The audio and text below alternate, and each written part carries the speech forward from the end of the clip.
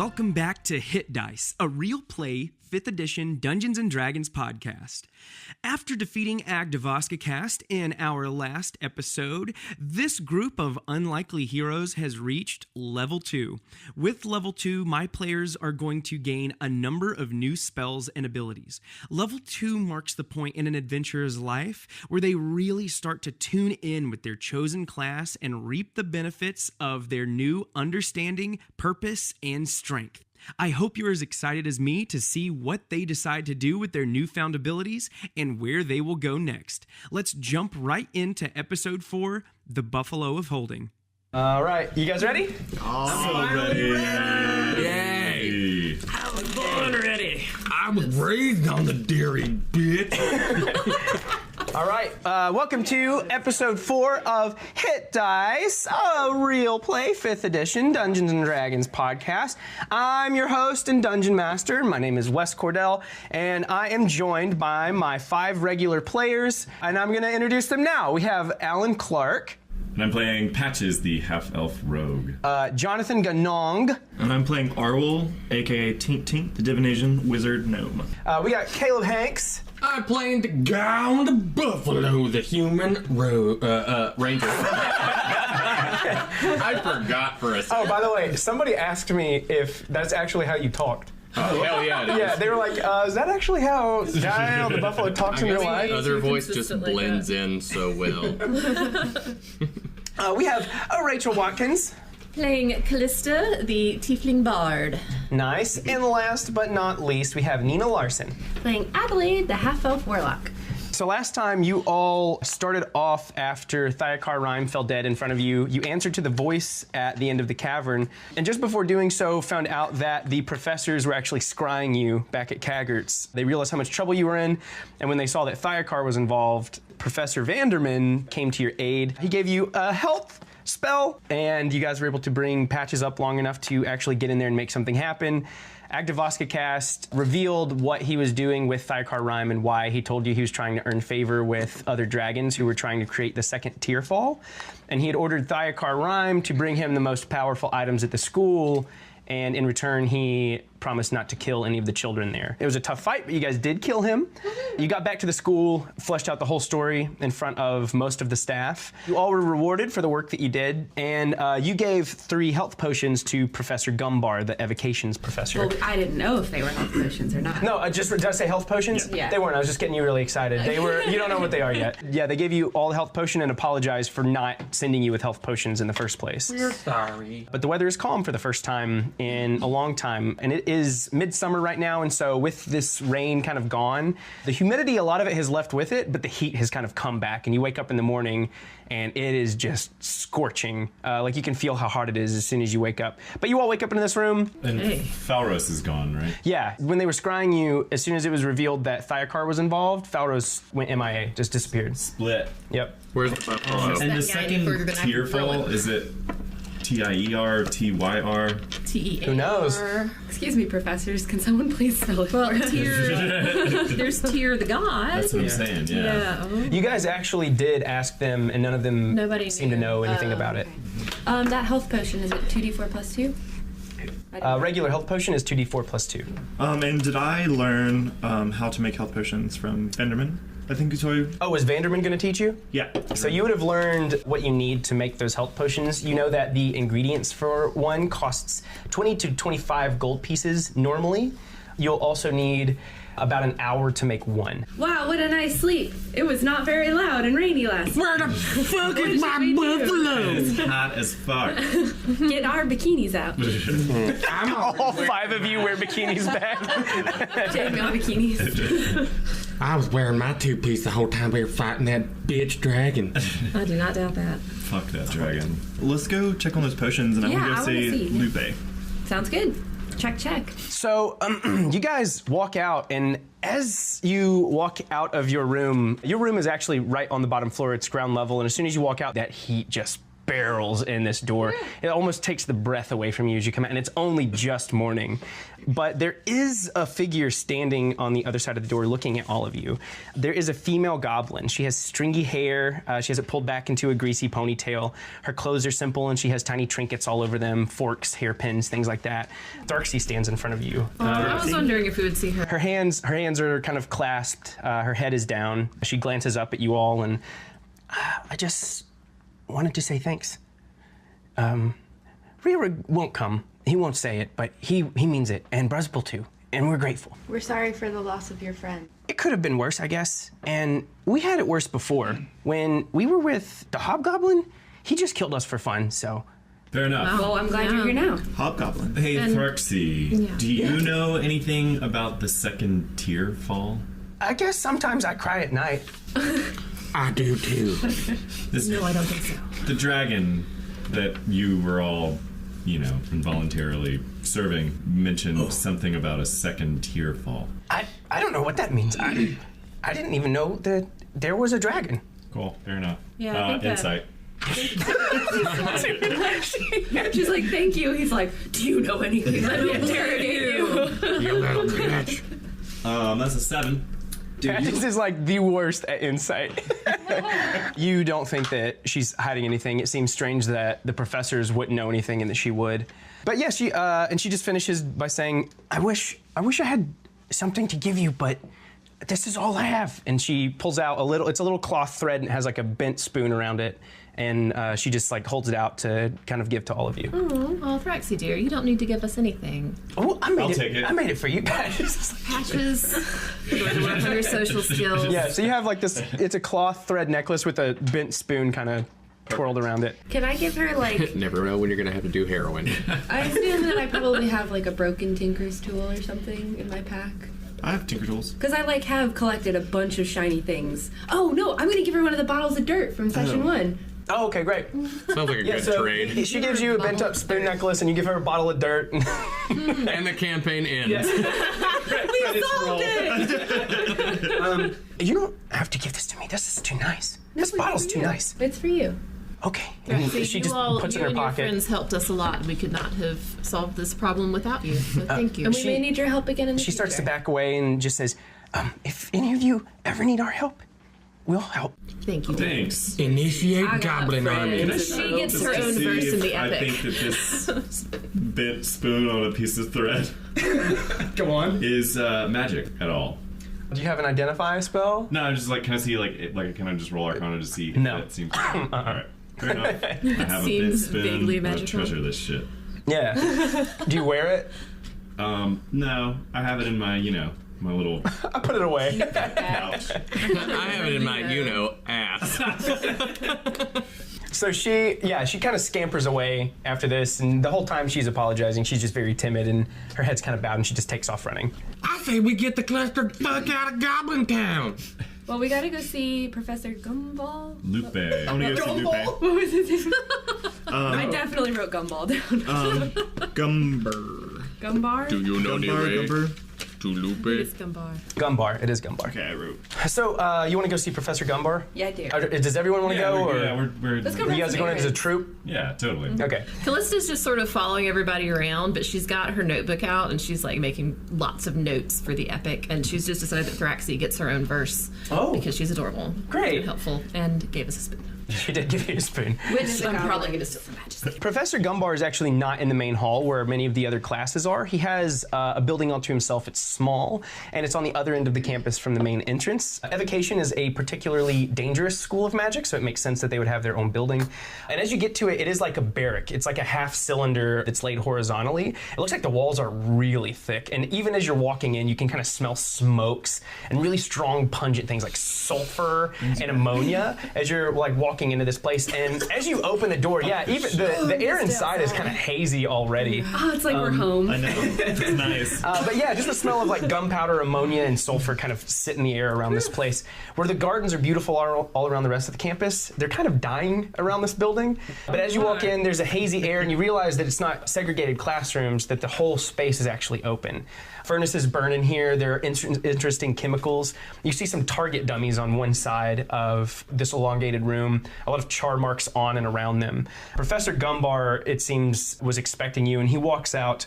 He's got that bulldog-like face. He has a white mustache with intricate curls around his bulldog-like cheeks. And he wears small glasses that are just sitting on the tip of his bulbous nose, and they kind of extend out from these mutton chops. And I do say to bring some interesting potions to me, but I've deciphered them as promised. And he hands the 3 potions back to you, just to remind you. There's a red one, an orange one, and a black one. All interesting potions to have. I assume that they served a purpose for Thyakar. The red potion, a potion of climbing. You drink it and you'll be able to scale anything as quickly as you can walk. I promise you that. The orange one, a potion of diminishment. Are any of you familiar with the spell Enlarge and Reduce? Familiar. It grants you the effects of only the reduce portion of this spell.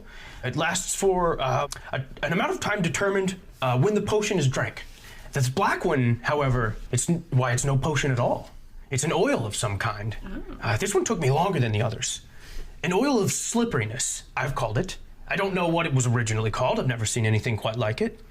It seems as though a creature covered in it gains the benefits of a freedom of movement spell, up to 8 hours. It's a long time. And I haven't tested this. I believe if you pour it onto the ground, it'll have the same effects as a grease spell. Ugh, hate mutton chops. The whole time he's talking, all you can see are his mutton chops. Have you ever had some of your own, my boy? Fuck no. Perhaps you should try it. That may be why he hates them. I'm not sure he can do it. Someday, perhaps you'll be able to grow a pair of your own. And if not, I'll fashion you some out of tree bark. Is Patches Patches baby grow a face, pair? or does he have He's baby-faced. Oh, baby face Patches. Well, if there's anything else I can do for you, feel free to let me know. Thank you so much for looking into it. I really appreciate it. Yes, of course. When all else fails us, logic always seems to win out. It's good to know what you have. If you're ever around here, feel free to come visit me. Tell me of your adventures, anything new you found. Logic you have to share. Let's get to Lupe. Yeah. All right. So you guys go to the library, which you've been to before. It's a plain white cubicle building. It's very plain on the outside, except for the gardens. As you come in, there are all of these very minimalist bookshelves. The books are a little bit of a disaster right now. It seems like the goblins have kind of been left to their own, and without Falros, what little order was left has completely diminished. And there's just like piles of books in the floor around shelves, but there's an intricate staircase that goes right up the middle of the library, and there's a door on the top of it. You all walk up to it, and as you do, Lupe really eagerly, she just kind of swings it open. Lupe! Yeah. Her raven black hair is pulled back into an intricate braid. Those big, curious, dark eyes are kind of looking out at all of you, and her sharp features are all alert. And quickly, she's just like, "Hello, friends. Come in. I'm sure you have much to tell me." Yes, I got to try one of your spells. Hold on. Just a moment. Yeah. And she runs over and gets a quill and paper and kind of puts it down on the table, and she's like, "Go on." Yeah, the one that you said might work like burning hands. Works it a little bit differently. When I opened it, it acted like a healing word spell in a 30-foot radius or so. Which was very useful. Pretty much saved our lives. So Though thank you. not intended, perhaps. I'm glad to hear it was useful, but not working as intended, well, Yeah. that's no good. It seems perhaps I got one of the runes wrong. Helpful or not, if it's not working as intended, it's a failure. Glad it was able to be of service at the time when you needed it. I heard of everything that happened, and I'm certainly glad to see you all safe. And you only use the one scroll. Right. Well, if you ever use the other, you must let me know. Oh, for sure. And she reaches into a satchel and pulls another scroll out. If What's this you wouldn't one? mind, this should shield you in times of trouble. All of you. Is this in It testing, may or do you actually know? cast burning hands. Yeah. This one is in testing, but Okay. I feel a little more sure of this one. I've spent a little more time, and you've tested the other scroll for me, and I figure I'll send another one with you. Yeah. I like this field research. Me too. So do we. It's fun when you don't actually have to go into the field yourself, isn't it? Just like my spend more time. Not that we mind. I spend my time in my studies. You spend your time looking at my scrolls, and it's a very dangerous thing, so I can't ask you to do it for free. I'll include this as well. And she places a bag on the table. It has 25 gold pieces in it. Cool. Split that among yourselves as you see fit. Thanks. Everyone. Do you have anyone else, any other stories of your spells being tested and used other places? Normally, I'm the only one who tests my spells. You're the first I've trusted to do it outside of this. Oh, that's an honor for sure. It seems like what was it, evocation that we were just at? Mm-hmm. It seems like that building would be good for testing spells. Brutes. They don't understand the intricacies of my research and my work, and of taking the notes. They just like to see what happens, and they forget all of the in-between. What does this new spell do? What do you think? Across about a 30-foot diameter, it should shield anything that is inside of it. Like a classic shield spell, or? Similar to classic shield spell, I suppose, but it can sustain a certain amount of violence, of force, and it'll just take the impact for you. Well, at least as much as it can endure, which should be quite a bit. I'm looking forward to trying it out. It'd be useful if we get in any sort of dragon situation. Look, I'm just curious because you've done so much research and you seem so knowledgeable. Have you ever run across any mention of an event called the Teeter Fall? Fuck no! Hold on, I'm thinking. No, he made the baby face. When Hold on. Well, I have read of it, but not anything scholarly, just rumors, lore from long ago. I don't know much other than it has something to do with, if I'm remembering correctly, a revolution of dragons? Sounds right. Sounds like a pretty cool band. If I'm remembering it right, a time when old hermits would say titans ruled the land. Enormous creatures, demigods. The dragons were looking for a way to make a comeback in such trialsome times. This was their answer. But that's all I remember. There's not a lot written on it. It sounds like it was a long time ago. Do you know any details about what the revolution involved? I'm afraid not. I've told you all I can remember. Do you remember how it was spelled? Tearfall, all one word, I believe.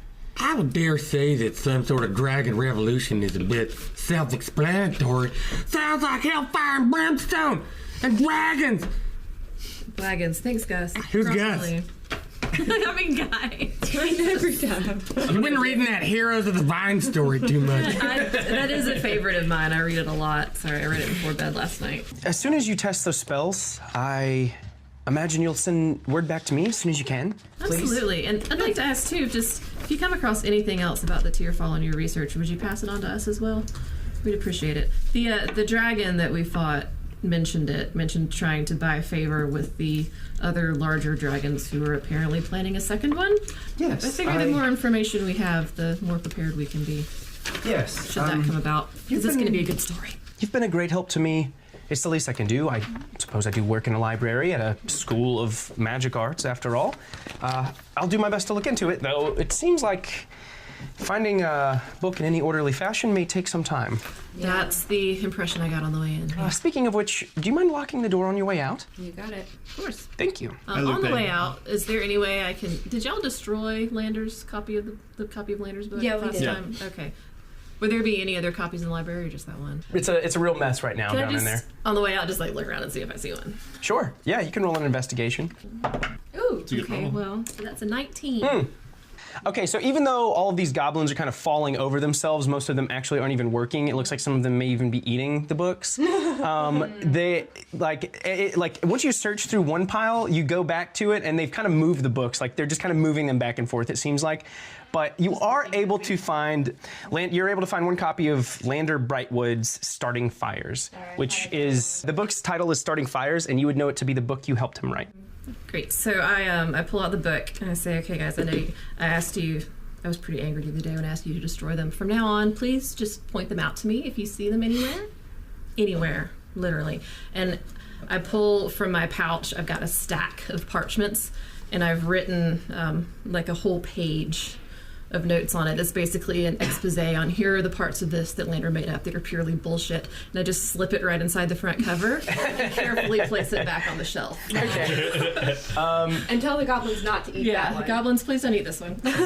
Sure, I'll give you inspiration for that too. That's a lot of fun. That's awesome. Yeah, so Lander Brightwood's book that you helped him write is called Starting Fires, Humble Beginnings for Incredible Heroes.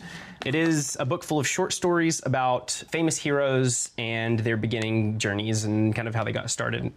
But yeah, you slip what's bullshit into the book and then you put it back on the shelf. I leave a strand of blue hair in So it you're writing a better one of these, is what you're doing. Clearly, God. because the actual events, they're going to follow one band of true heroes. Is that us? Maybe. And the stories are all going to be true. Mostly. It is actually a feature of epic poetry to exaggerate a little bit, but... If you could give me giant glistening muscles. I was imagining you with those anyway. Hell yeah. If you can ride a buffalo Under that flannel. That's very true. I do look. You were raised by like, a freaking buffalo. You gotta be buff, right? That's true. I can rip trees out of the ground with my Right. bare I don't want to know toes. why you know that. I tripped. Do you guys want to do anything else at Caggart's? We did Lupe. We did. No, I think we got it all. Right? I really want to go to town and buy some things. Let's go. Going to town. You want to go to Not Ravens Bluff? I think I need some arrows. Need some more. I need a new So for rope. that short bow of yours. I need more shiny things for my shiny things collection. Yeah, I want to try out this new spell. I need some stuff. You all have made many new acquaintances and allies. You have saved the school. The children, as you guys are leaving, they do all kind of like watch you from a distance. They all seem specifically interested in Callista. Your appearance is very exotic, very striking, to say the least. And you can be sure that none of these kids have ever seen a tiefling before. I mean, it's a pretty rare sight. And so they're all kind of just watching you, and they're all giggling, and they're kind of behind the bushes, and they're hiding, but... Turn and give them the beauty queen wave. Yeah, and they all, you can hear them like giggle really shrilly and loudly, and they all kind of duck behind the bushes and try to hide from you just a bit more. You all do leave Caggart's. You know that it is a 2 days journey back toward Ravens Bluff. Ravens Bluff is located at the very bottom of the Earthfast Mountains, where the Fire River actually joins the Dragon's Reach, which is the small sea that's just outside of Ravens Bluff. As you all are walking, you see many people. As the road to Caggart's it's pretty isolated, but as other roads begin to join into it, you notice that a lot of people are actually moving toward Ravens Bluff. I mean, it's not like you're in a line at an amusement park or anything, but like you're seeing a lot of faces on the road. A couple of really interesting ones, actually, and one of them in particular walks up and begins to talk to you. You see, it's an enormous man with incredible muscles. He has ebony skin. His dreadlocks are pulled back into an enormous bun. He has a huge smile on his face when he walks up to you. His drums and clothing are brightly colored. And he just looks at all of you, specifically at Callista, and he says, "It's a nice instrument you have there." Why, thank you. I've got 2 of my own, and he kind of hits both of his drums playfully. How long have you been playing that instrument? Oh, goodness. I would have to say probably about 8 years since I picked it up. I started off incredible dancing. thing. The music is newer. The music flows through us, doesn't it? It's the Indeed it best way to be does. talking to people. And he kind of plays like playfully on his drums as he's talking to you guys. I definitely get out my instrument and play along with him. Oh yeah, so We're you guys, jamming. you guys are just like jamming out, and surely you're going to Ravens Bluff. Indeed we are. For the Midsummer Festival. Do you know the way? Follow You're an road. interesting fellow, you are. I know you wouldn't be making fun of my culture on the road now. No, I've spent many, many years out in the woods, and I've learned how to imitate many creatures. I am only trying to further my vocal skills by learning many different dialects. In addition, we're working on his social skills, but we've made very little progress. Well, and he kind of like nudges you. He's like, "Takes a little more than that to be a good bard, doesn't it?" Indeed. So surely you're going to see Lander Brightwood. I hear he's going to be in town. An exciting thing. Interesting. What's your name, friend? My name's Davian Powell. Give him a copy of the cheat sheet. Damien, do you know Lander personally? Have you met? Never met him myself. He's a good friend of mine, once upon a time. You must be very excited and proud of him. He'll be there showing his new book to all the people, telling us of his inspirations, something I'm excited to see. Well, you're looking at one of his inspirations. Oh, what a treat! Yeah. And he Here's another treat, and I hand him one of the sheets. he grabs it, and he's got like this huge smile on his face that he's been wearing the whole time. And as he starts reading over it, why would you say these things about Lander? Because I helped him write most of the book, and he won't give me any credit for it. What a baby back bitch. Surely you know the pain of helping create something that special and being cut out of it. As have we all, but to talk so poorly of someone so important. It's the whole reason I've come here. I hope that these things aren't... Do you think a person's important outweighs the truth? No, I suppose not. There you go. I think it's important that people I'll take know what you've given me into consideration. Yeah. Well, he presents these things as fact, and while well written, about half of them are fiction. I just think people deserve to know that. Perhaps I'll see you in town. Maybe you'll have changed your mind about a few things, or maybe I'll have changed my mind about the truth. Perhaps. What is Davian wearing? Does he have stuff on him? He has really colorful cloth clothing, a lot of rich blacks, but some bright greens and reds kind of off of him. He has beads hanging off of both of these giant like djembe drums. One he's got like strapped to his back, the other at his side, and he kind of plays them at the same time, and like they just kind of bring out this rich sound. He does have a satchel that's kind of hanging down on his other side where the djembe isn't at, and his hair is kind of pulled up with this into that big bun of those dreadlocks with this really intricate, brightly colored cloth. I want to try to take his satchel without him. You're gonna try to take it off his shoulder? I thought it was like on. No. It's like it's like slung across his shoulder. That'd be like bag. magic. Insight! It will be a 17. Yeah, with a 17, you think that 18? 18. 18. with an 18, you think that Davian is, he means well, and he just seems to be trying to talk, which is very characteristic of a bard, to come up and play and to talk. You all would also know that it is considered common courtesy if they play for you to pay them normally, especially if they come up to you on the road. He does give you bardic inspiration, by the way, as he's talking and playing. It's a bardic inspiration. It's Like say, I it's played like too. Apple putting that YouTube album on your phone. Like, we didn't ask for that. Yeah. We didn't need that. Yeah, he doesn't ask to be paid, but it is common Tips are courtesy common. to yeah. Davian, where are you staying in town? Do you have plans? The Midsummer Festival's happening. I plan to play and earn my keep there in town. Allow me to recommend the Kettle of Many Things. I'll keep it in mind. And if I mention your name, Madame, tell her that Callista sent you. She'll have a place for you, and I hope we'll get to perform together while you're in town. I'll make sure that I do. Indeed. I'm the headliner on that stage. You're always welcome there. Oh, and you see him, he goes, perhaps I'll see you there. And he winks and he kind of takes off down the road. And as he does like lightly play one of his drums. And like their beads on the back, you notice are actually like bells. And as he runs, they're kind of just like jingling. I shout after him, thanks for the song. Yeah, and he just hits his drums a few times really hard as he kind of takes off into the distance. That guy's super noisy. Wasn't he great? But yeah, you guys are sitting on this road heading back towards Ravens Bluff, well past midday on the first day. The mountains that you all are coming down from are slowly becoming populated with forest once more. While there was forest around Kagert, it was sparse and it was like really rocky terrain, but the forest is kind of starting to come back in. And especially as you're getting closer to that water, you can start to feel the humidity coming up from the sea. The river certainly creates a little bit. You can hear those waters rushing by and the birds singing out. And unlike your journey to Kagert, there's no storm clouds looming just above the mountains this entire time. The sky is bright blue, cloudless, and the sun is just beating down on all of you all day. But your day goes by uneventfully.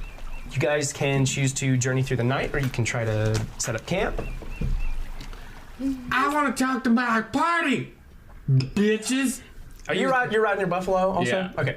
Is it getting I'm a daytime? party bitch. Is it daytime Just still? the party. Yeah, it's still daytime.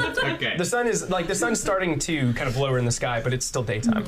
So they were talking about that dragon Ragnarok.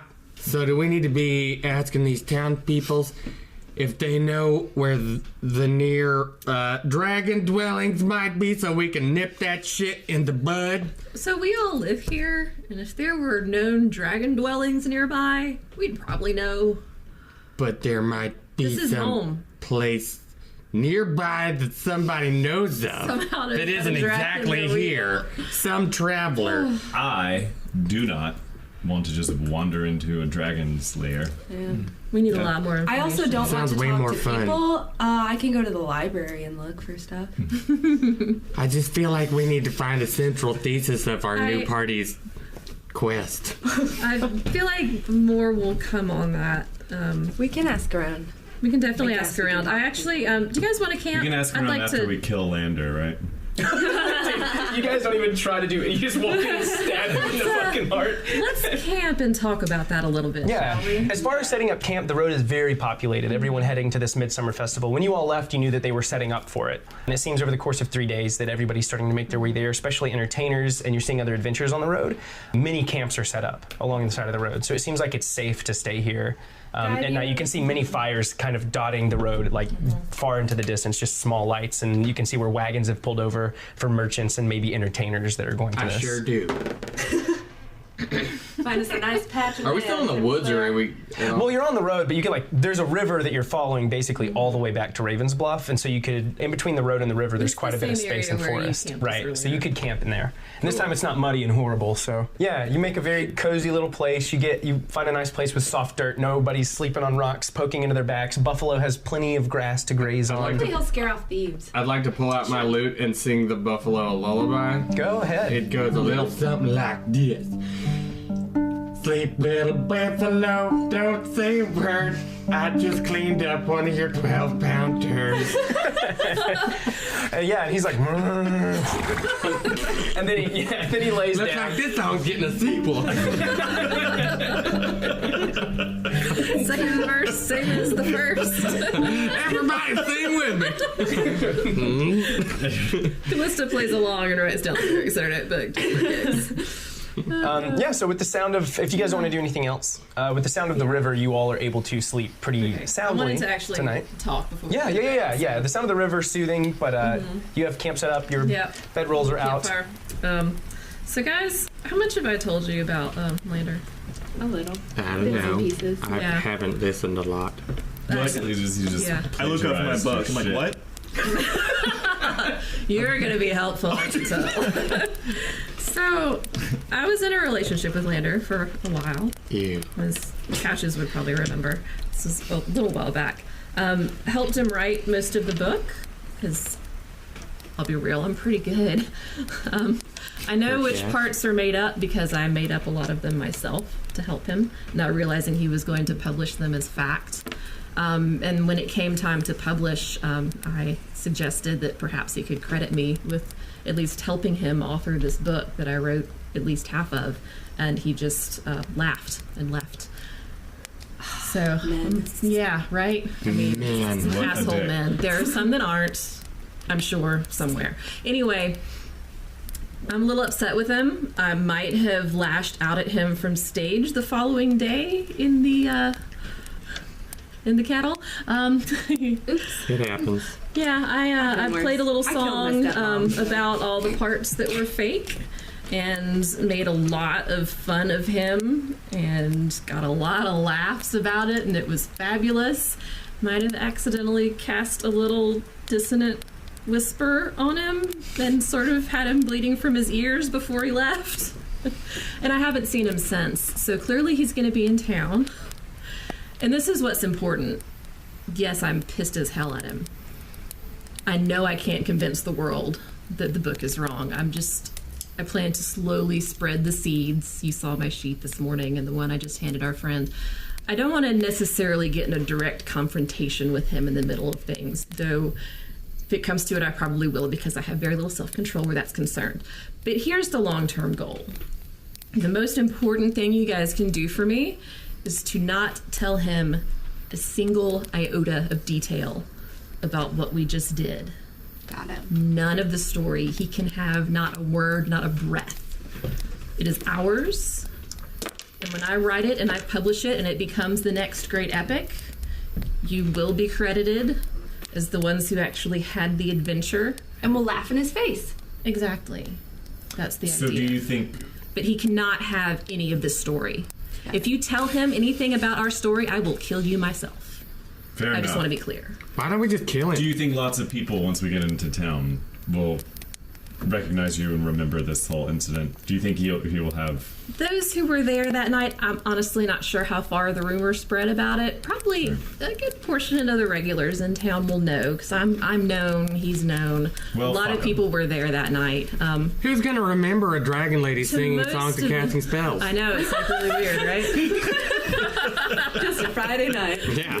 I mean, most of them have seen me perform before, and I've made fun of other people, though not as viciously. And most of them that saw it know at least the basics of what our relationship was. So I don't think they'll think much of it. I don't know if they're going to give Lander a hard time. I don't mind if they do. That'll be fine with me.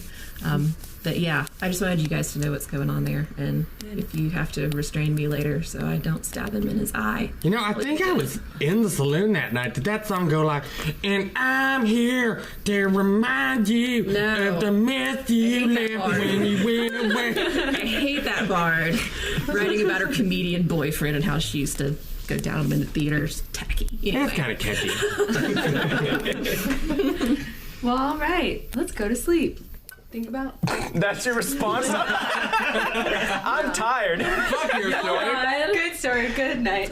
That being said, I want to play for you guys, and I don't have this prepared to actually perform, but I want to play for them like sort of the basic outline of what I've written about our adventure so far, so they can hear it as like a lullaby to go to sleep. Yeah. So with the rivers kind of rushing by and the campfires crackling and her dulcimer is just kind of playing as you all drift off into sleep, Buffalo, the first of all of you to pass out in this kind of serene setting.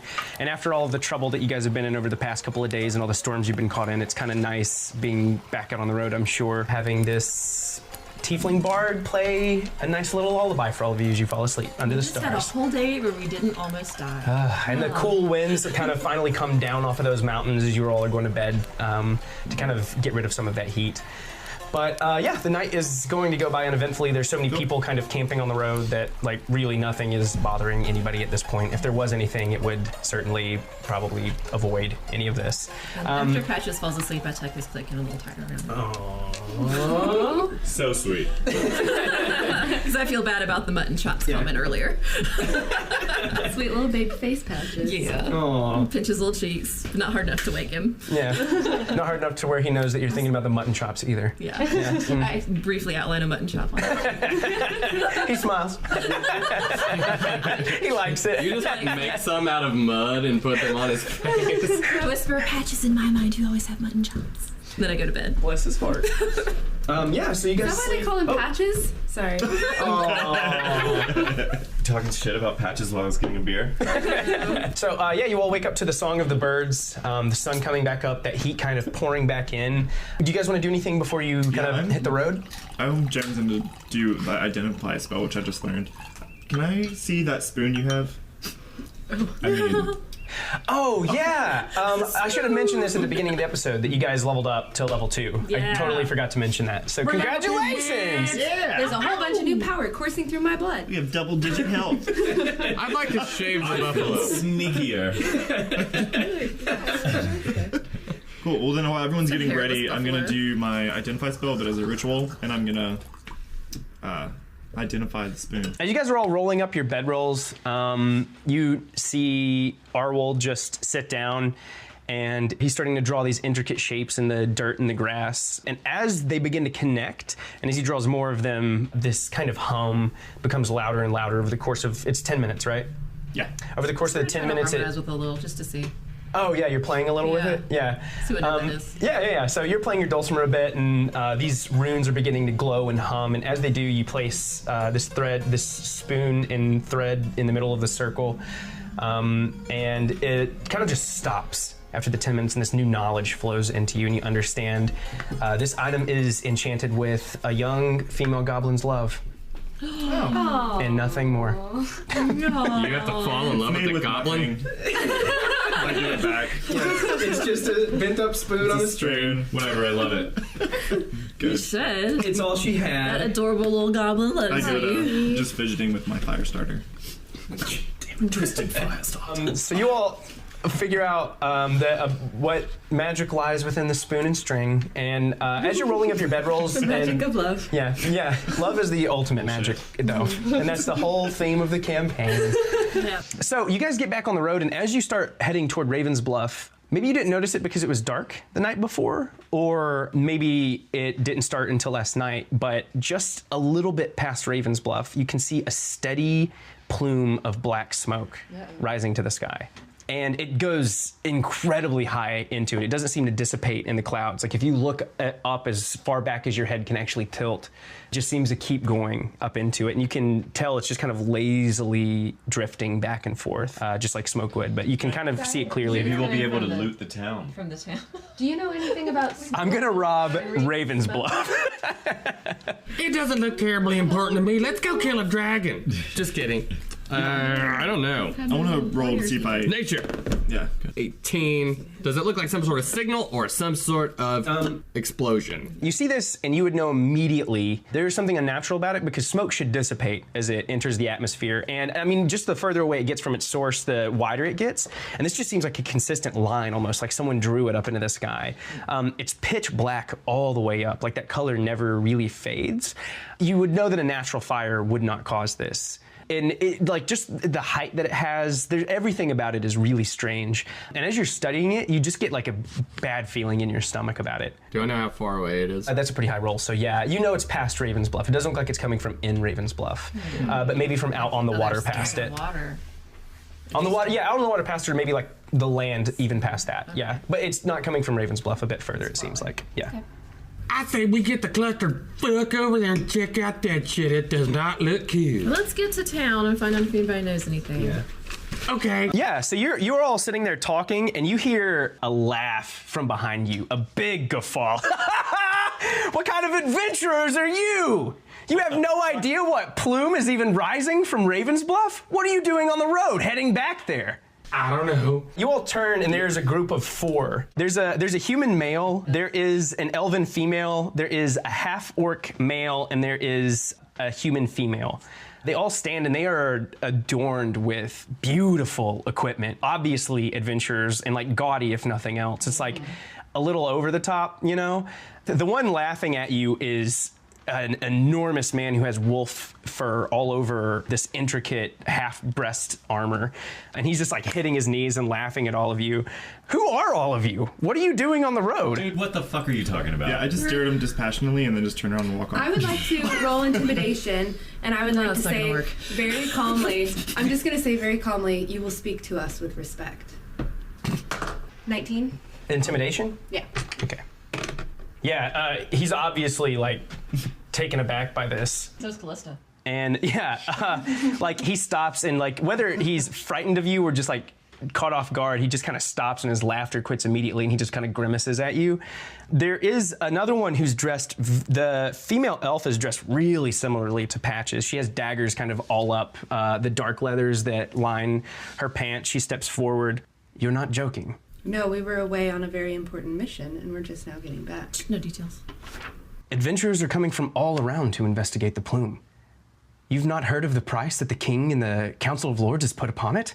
We've not. Of course we have. We've been underground for a couple of days. Do tell. What's going on? Obviously, we're no threat to your claim on it. The big man with the wolf pelts, under his breath, you can just hear him go, "Some adventurers." And he kind of turns his body. Brave warrior. We can't all be as accomplished as you are. Would you grace us with your knowledge so that we can one day aspire to be even half as mighty as you are? I have to turn around to She's hide my patronizing you, rolling dude. You're an eyes. asshole. A half-orc actually steps forward from the crowd. I wouldn't worry about it if I was you all. With those items, with that armor, I don't imagine you'd stand a chance. I've heard the Council of Lords is sending their best. All of them have come back wounded, blind. No one knows what it is. Oh no, there's no way we're fighting it, but I love a good story. What is it? That's why we've come. Why didn't you guys bring an adventuring buffalo? You do notice he does walk over and he is inspecting Buffalo, and the half-orc just says, "Only impressive thing you all have on you." Hell yeah. Well, you do well to stay out of the way of the hellhounds. We're not looking for rivals, and we're looking to make the money off of this, so You're the Hellhounds? Of course. Can I have your story? Our story is ours to tell. We don't know you, and it doesn't look like any of you could even handle the stories we have to tell. And you notice that all of their armor is like a little matchy-matchy. They have like red and black on a lot of their armor, and they have a pin that's keeping a pelt or a cloak or whatever it is they're wearing, and it has 2 what look like dog heads with fire coming out of both ends of their mouths. But their armor is, yeah, if nothing else, it's intricate. And it's obvious that it costs them much money. The only one who hasn't really been speaking is a female human, and she's kind of stayed back. She wears only cloth clothing. She wears sandals that go all the way up her legs. She has beads around her wrists, and she sits with her hands clasped in front of her. She hasn't said a word. She's just kind of watching the entire interaction. I turn around and realize everyone had stopped to talk. And You're like half a mile up the road. and I kind of come back. Yeah. Yeah, Arwol comes like bobbing back. He's just like got his bun up and everything. The one who is apparently a barbarian with his wolf pelts and his giant axe on his back just says, "You do well to stay out of our way." We're not in your way. So we were and just don't know having a anything about- conversation. There's You literally just started laughing at us and taunting us, but you want us to stay out of your way. I get that. I do. I'm sure that we were inconveniencing you wildly by standing here having a conversation.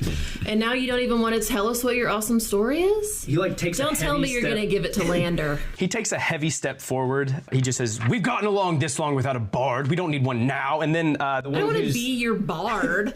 I just want to know what you're up to. You know how we don't know your name because you don't have a bard. the quiet woman who's standing behind him, she releases the grasp of her hands and puts one on his shoulder, and she just says, "Everard, shut your mouth." Yeah, listen And- to her. She's got some sense. And he just kind of backs down a bit, and he's like, "You'd be lucky to join us if we'd let you, which we wouldn't."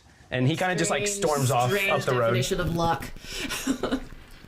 So that's Everard. The rest of you, what are your names? You seem more reasonable. The female elf keeps quiet, and the half orc still like looking at Buffalo, like inspecting him. He's like pulling his mouth up and looking inside of his mouth at his teeth and stuff, lifting his tail and looking like underneath it. I'm like looking with him, enjoying it. He really quickly, kind of as a second thought, just says, "Scrag." And then the woman who is standing in like the really plain clothing says, "Neferti is my name." Do you know when this plume of smoke started appearing? 3 days passed, so we've been told. Is that when we left? Does anyone know what it is? Or is it just a mystery of even getting out there and finding out? This is our hometown. We're concerned. We've just been away for a few days. While I wish you well, I'm afraid I must side with Everett on this one. We're here to make the gold on this, not to share. Seriously, y'all are the most untrusting people I've ever met in my life. Where are you We guys just from? want to know what we're walking into. It's our home. Well then, perhaps you have friends who will talk to you, but I'll part from you with this bit of information. We're not the only adventuring group coming in here. People from all over the region are coming in to try and solve this. The Council of Lords has promised a hill of gold to anyone who can solve it, so you'll understand if we keep to ourselves about what we know. Well, we're so shitty, apparently. We're not a threat, so... Can you at least tell me what the council said to get everybody to come here? She hands you a flyer, Okay. and This is seriously all I'm looking for. and with that, yeah, she says, "With that, we'll take our leave." Nice to meet you. Before what is the female elf wearing? She has dark leather armor from head to toe. Her face is completely covered, even in this sweltering heat. All of the leather bands that she has around her are aligned with red, and you can just see her ears poking through it and her sharp eyes. But she has daggers all the way down her side, and she has pouches that look like they'd be very hard to get into on both of her hips. Does she have a bow? She does not have a bow. Are you gonna steal some arrows? No. Not necessarily. I was hoping she had a really cool, possibly magic bow, since they're such badasses, apparently. Well, their stuff looked like it wasn't worn very well, right? it was just they'd never seen I feel like they just combat. They've never fought a dragon, all right? You could roll for it if you want to. Yeah, I would like to look closer. Are they walking away? Or- Not just yet. Okay. Would that be perception or investigation? I want to try to take one of her daggers. Okay. 14. With a 14, you think that these are barely worn. They look almost brand new. Everything that they have, everything they have looks almost brand No new. dirt on their shoes. I do want to say, Nathardi, thank you very much for this bit of information. That's very helpful. I do want to say that you all, if you need a place to stay, are welcome at the Kettle of Many Things, one of the better inns in town. Let Madame know that Callista sent you. And if you do choose to stay there, I promise not to provoke Everard too much. Yeah, she looks over at you and she bows her head. We'd be honored to have some as fine as yourself. Yeah, at you saying you don't want to invoke Ever too much, she just says, "It doesn't take much." It's a 24 Noticed. for sleight of hand. Shit. I wanted her nicest fucking shiniest dagger. I'm gonna take it. She has no idea. You're talking to her, and not only are you sneaky, your teammates all are starting to get used to it. None of them even look at you to see what you're doing, knowing that it might draw attention. Drawing on the back of one of my sheets a map of how to get to the end for her and putting it out. Okay, so yeah. she's And you just slip a dagger out, and as you do, you notice that the hilt actually does have a gemstone in it. You're able to get her what looks like her nicest dagger, and you just really carefully slip it out, and you just put it in your sheath instead. Yeah, I do. So it has a green gem in its hilt, so you may want to write that down because that might be important at some point. As Patches walks away with it, I just catch his eye and wink at him. Yeah, with that, Nefertiti just says, "Scrag." And he just kind of like drops the piece of fur he's holding of the buffalo and the hoof that he has in his other hand, and he just starts walking down the road back toward Everard. Oh, I am so tired of people talking down to me. I don't know why we're talking to them. Yeah. Did he do anything weird to my buffalo? Roll to investigate my buffalo. Give it a hand job. Yeah, I do that too. It's real happy. It's 12. Yeah, with the 12, I mean, you know your buffalo pretty well. You think that he was probably a ranger, and he was just inspecting it. Like, it's a pretty strange creature to see, especially a tame one. So you think that he was probably just inspecting it, like looking at the hooves and the mouth and seeing how it reacted and stuff. It is kind of a unique character to see in a D&D campaign. Or anywhere. Wow, As Scrag is leaving, he says, "What's D&D?" But yeah, they kind of make their leave. The elf that's in all of the dark leather doesn't seem to notice her dagger has gone missing. Everard has kind of pushed on way past them, and then in the back, Nefertiti and Scrag are kind of just holding up the rear, and he keeps looking over his shoulder to all of you, that half-orc, and he is wearing these kind of earthen tones, and he has a bow kind of across his back, a long one, and 2 short swords at his side. But he just kind of keeps looking back at you all, mostly at Buffalo. He just brightens everybody's little old goddamn day. I'd like to read my flyer. What does it say? Yeah, it says Ravens Bluff, calling all adventurers. Seek audience with the Council of Lords to solve the mystery of the Black Plume. Rewarded healthily, all are accepted. You had that spell where you can find out about magical things. Do you think something like that would work, or they've probably already thought about that? Maybe we should talk to this. Maybe an adventurer that skilled hasn't tried it yet. I don't know. I've been living in the woods for like 30 goddamn years. Do we want to investigate this? This is kind of cool. It seems like a good story. I want to buy some things. I'm curious about the story. I know you want to shop. As soon as we get to town, here's my idea. You can go shopping. Thank you. I need to go check in at the kettle. I need to talk to Madame and work my connections and see if I can find out what's really going on here. If we can find out any more information. And we'll see. Cool. We might know more than I'll they go to do. the library and see if I can find anything out about dragons. Please. That'll be great. Okay. So you guys are going to continue to Ravens Bluff? Yeah. Cool. The hustle and bustle of Ravens Bluff can be heard long before you arrive at its gates. The sun is beginning to set, and as it does, the bustling port town, it's obvious as you see this light kind of washing over it as the sun is setting, why people also call it the living city. It's certainly living up to its name, especially right now. You can see the walls built around the bottommost part of the Earth Spur Mountains that you all are used to and that you call home. Where the mountains kind of end, they have these walls built around it, and the town kind of stretches down into the ports from there.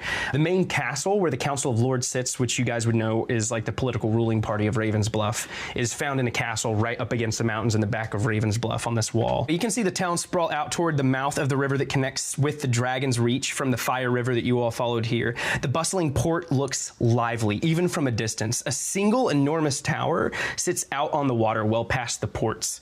The Midsummer Festival has the town busier and more colorful than ever.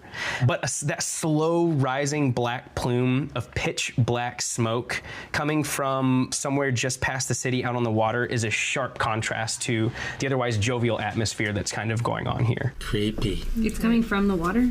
It seems like it. It seems like it's coming from the middle of the Dragon's Reach. I would probably know, just from being a local, like at what point in the celebration of the festival we're at here and what festivities are. Yeah, you would know that. Roll history with advantage.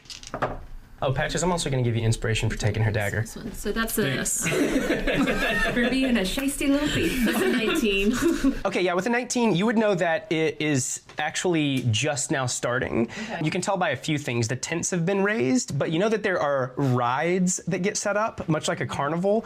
And I'll just tell you a little bit about it with a roll that high, I'll just let you know a little bit about it.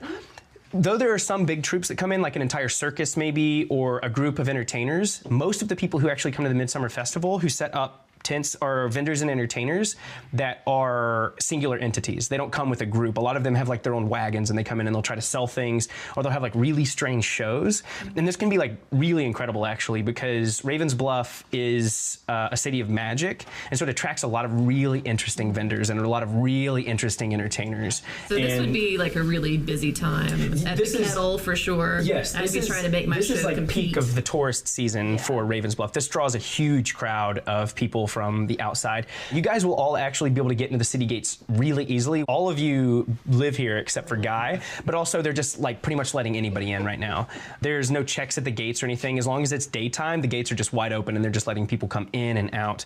And as you do come in, there's a huge melting pot of people, and they're flooding the streets of Ravens Bluff. You can hear entertainers calling things out like, unlike you've ever seen, and you can hear, no woman has ever dared to handle a monstrosity of this nature. And it's all just like coming from these tents and these wagons, and people are like coaxing you all over. They have all of these wares to sell. Done that. Patch is Last rolling year. his eyes. I was that woman. Bye, guys. The vendors are selling their wares loudly as you all pass by. Some offer foreign delicacies like foods. Others claim to have unique items that can't be found anywhere else. As you're walking through these streets, they're packed and you can smell the food. Everyone who has lived here, which is, I believe, everybody but Guy. No, you two didn't live there. Callista and Patches would both know that this is actually pretty slow. Like, though the streets are pretty packed, it kind of seems sparse compared to the past. Like, you can walk through the street. It's pretty impressive. Usually you're like... Yeah. Normally it's like you get a spot and that's where you are all day. As you are walking through the street, you all, people are shouting out to all of you. There is a half-orc with an eye patch, and he's sitting in a tank, and he shouts to Callista, and he just says, I bet you think you just walk through the city looking like that, nobody's gonna say anything, huh? Looking ugly as sin, ugly as the nine hells. I was going to be disappointed if you didn't call out to me, friend. He's like, Is he in a dunk tank? yes. He's like, does that make you angry? You don't like that, I bet. 1 copper piece, and you can soak me all you like. If you can hit this target, that is. Friend, you're in the same business I am. You can't get to me like that. You're in the dunking business? No, the taunting business. Dengar Grunth wouldn't be sung by the likes of you anyway. You look too weak, too puny. Keep walking. You're too good at what you do. I couldn't wet one such as yourself. That's a strange thing to say, young lady. You should watch your mouth. I'm gonna fire an arrow directly into the dunk tank thing. Attack roll 16. Yeah, with the 16, a guy just is. Would they let your buffalo into town? Yeah, I'm just riding through. Yeah, there are horses in town. It's like a festival. It's fine. He's talking in mid one. He's like telling you to watch your mouth, and you just see an arrow like right into the thing, and he falls. And as he's falling, you hear him like, "That's a copper piece!" Like he plunges into the water, and he comes up and he's like, "You owe me a copper piece." Sling it into his tank. Yeah, he catches it, and he like, well, hang on. He does catch it, and he like bites onto it to see if it's real, and he's like, "Thank you much, sir," and like goes up to this ceramic pot he has and drops it into it, and you can hear just kind of like, it sounds pretty empty. You can hear like, Good thing I grabbed those copper pieces on the way out of the dragon den. I just shout back. Also, that's why I have friends. She thinks I'm her friend. And he's like, "Dengar has friends." Sure thing, buddy. Yeah, and nobody's working your booth with you. Yeah, and everybody's just kind of calling out to you all as you're walking by. He's like selected you specifically, but you all do see a little female gnome. She has green eyes and red hair that's kind of braided around her head, and she calls out to all of you, and she's just like, "I have wares for sale, things like you've never seen before. I'll sell them to you specifically. Something I think you could use, my friend." She points to Guy. I say as I'm grabbing my arrow out of the thing and putting it back in my holster. What you got, baby? Oh, these. I think you'll like these. And her green eyes kind of light up at you giving her that attention. She reaches down into a satchel and pulls out these leather bracers, and she holds them out to you. She says, shepherd's bracers, I call them. It seems like you're handling that animal pretty well, but have you ever thought about having to handle another one? These will help you out a great deal. What do you want for him? The low price of 600 gold pieces, and they're yours. I ain't got that shit. I'm wearing like moccasins. I made these shoes myself. I'm a matted hair of a buffalo. Perhaps your friends, it seems like you're all an adventuring crew, would know it could benefit all of you. You could all throw I've in. literally already ran off. No, that's I said bye, guys, and like, yeah. I've got shit to buy.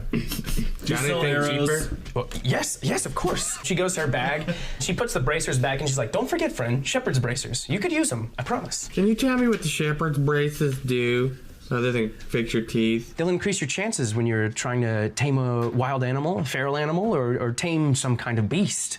I sure do love to touch strange animals. For the price of 600 gold pieces, you'll do it all the better." Well, when I kill about 40 dragons, I'll I have as many arrows as you can hold. I can sell you 10 for 1 gold piece. And you can have as many as you like. I would love to buy. I'm gonna buy 400 arrows Are you serious? for 40 gold, right? Yeah. You can't carry that many. I'm gonna drag them behind me. I can carry that. I have like a fucking, We're you know, gonna like a strap satchel. them to the buffalo. I'll Dude, just I'm gonna weaponize the buffalo. It'd be a huge porcupine. Who needs a bag of holding when you have a buffalo? yeah, and she says, speaking of a bag of holding, you're gonna need something to hold these in. I can sell you a bag of holding for 1,500 gold pieces. That's so... Someday, yes, You please. could if we had that much gold. One day we will buy. I have a bag lot of holding. trinkets that would do well with a bag of holding. I would like to propose that we Well, name this. How many are you buying for real? I 400? would like to buy 400. I mean, we can both use them. So I'm gonna. I don't know where you're gonna put them. We're gonna strap them onto the buffalo. Is that Is cool? that gonna weigh down the buffalo a lot? It's only 400 arrows. Why don't you just buy like 100? Okay. All right. I'll get buy. like I'll 100. buy 100. Okay. So you buy 100 arrows for 10 gold pieces, put which them is on the still buffalo. insane. I can't believe she has it. Is this like a wandering person with that many stuff on her? that thing coming through town? Does she have a Just a cart? cart full Oh, of yeah. arrows. Yeah, she must have a Nothing cart, else. right? Who's this little girl? Oh, this gnome? Yeah. She's not, well, I she's don't an want to have older to gnome. worry but about okay. it. I don't want to have to worry about, you know. She doesn't, I mean, she's not going to give you guys a Arrow. cart to take these away in. Yeah. No, I mean, where does she have all this? Does she have a arrow cart? rich. Oh, she has, I mean, she has a wagon, and she's like, Okay. yeah, she has all kinds of items all over, missed like, that. all inside of her wagon. I'm not They'll there sell anyway. several hundred arrows. Also, I hold up a I'm not there dragon anyway. scale and I say, how much is this worth? Without even taking it from you, she says, about 400 arrows. No. She holds her hand out to take it from you. No. She's like, I can't tell you how much it's worth if you won't let me hold it. What is it? It's a dragon scale. It's a blue dragon scale. It's pretty small for a dragon scale. It was a It was pretty a small dragon. Let me see it. No. Without inspecting it, if it's truly a dragon scale, assuming it's a baby's, I could give you maybe 20 gold pieces for it. Ah, Do you know any people around here? You're from here too, right? We know I'm everybody. from all over, Do you but I've know people been that- here before. But there are a lot of. So did you buy people 100 arrows? right now. Well, people that yes. could. What I'm talking got about it. is like. That we would trust to actually appraise these things. Exactly. Yeah. That's It's the just word. 10 Oh, yeah. gold. I started with more. Okay. Appraise. But still, it's just 10 gold. Yeah, it's Right. like 10 gold, yeah. Yeah, Patches, hold on to that dragon scale along with the rest. I'm sure that Madame can hook us up with somebody who can give us a fair estimate. Okay. Someone we Probably know. someone a little more magical. Later on, I'm gonna try. And by the way, you can, like, there are vendors everywhere. Yeah, well, I mean, I'm Yeah. gonna just ask where I need to. I need charcoal, incense, and herbs. So she introduces herself as Grace Flintsteel once you finally make the sale. My name's Grace Flintsteel. You need anything? I've got it, and I'll give it to you for cheaper than anyone else can offer. You come back to me if you need anything, okay? Sounds good, Grace. Thanks. Yeah, and she looks at Patches over and just says, "I like the way you dress." And Thank you. She takes the gold and like runs up into her wagon, and you can hear like some things moving around, and then she kind of shuts the door back behind her and comes back down, and she's sitting in the chair in front of it once more. Yeah, so you are able to find like a magic salesman with this wagon full of these like intricate items, and you can like the magic salesmen are much more obvious because there's always something kind of floating around them, like lights or items or something. But you walk up and you see a half elf with white hair and grayed eyes dressed in dark purples. He has not a wagon, but just a small bag sitting beside him. You can see slow lights, almost like dust that's colored and bright, kind of floating around him. And as you walk by, he looks up and just slowly says, "What are you buying, friend?" I need charcoal, incense, and herbs. Perhaps I can interest you in something else. I need that first. Yeah, no, he reaches into his bag. Okay, He good. reaches into his bag, and without even looking, he comes up. Can't wait to try this. Boo. Without even looking, he comes back up with exactly what you've asked for out of you. this satchel that he has. And what do you do for a living, friend? I'm a professor. He looks you over, and I mean, you're still like bruised up from the fight, and you have like slashes across you. Close your little I ribs. even got hit. And he says, lightning. Yeah, he's as he's looking you over, he just says, "Not that very much. Okay. A respectable trade. But with those legs, and no offense, friend, but it seems you could use a little bit of help moving around. I've got boots of long step. They could help you out." No, I'm okay. Thank you. Do you have any gadgets in there, or any little technological gizmos? He reaches in and he pulls out a scabbard, and the scabbard is actually made of feathers all the way down. You can see like the leather and metal at the top, but all the way down it is made of all these like beautiful and intricate feathers. He says, this will take the shape of any weapon you put inside of it. A feathered scabbard. Aside from taking the shape of any weapon that you have, it'll automatically cast Featherfall 2 times when it determines that you need it. I also have this Texas Instrument calculator. Solar power. The sun powers Age today. Magic! Can I just try to not take it, but like grab it to They're inspect just it? fucking magic. Yeah, he gladly hands it over to you. He seems pretty comfortable with his whole setup. In your hands, it's very soft. And what do you have as a weapon? You have a staff? Yeah, I have quarterstaff. Yeah, so it turns, like, it goes from this long sword sheath and it turns into these straps almost. And you know you could put it in the back and kind of like latch it in, like with these clasps. And the feathers are kind of just all the way down all these straps that this thing has. How much is this? For you, 300 gold pieces. I might come back. Thank you, and I hand it back to him. Yeah, and he takes it and just like really calmly puts it back in that bag and just says, "You'll do well to come see me if you need anything." Thank you. Yeah, so as you all are sitting there, you guys are finishing this up, you see a ring master come over to all of you. As he walks up to you, he says, "Friends, I have something that I think you'd like to see." What is it? Doagar the Magnificent, one of the only men in all of the realms brave enough to face a creature of incredible danger and pure terror. I promise you've never seen anything like it. What is it? A beholder. We have one in a box on our stage.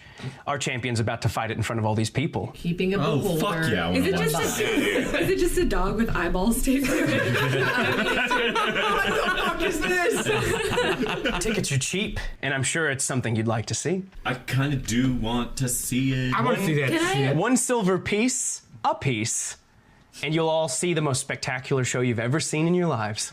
Can I break off from them? I have a special mission I want to do. I mean, if you don't want to watch the beholder fight. Inside on this fucker!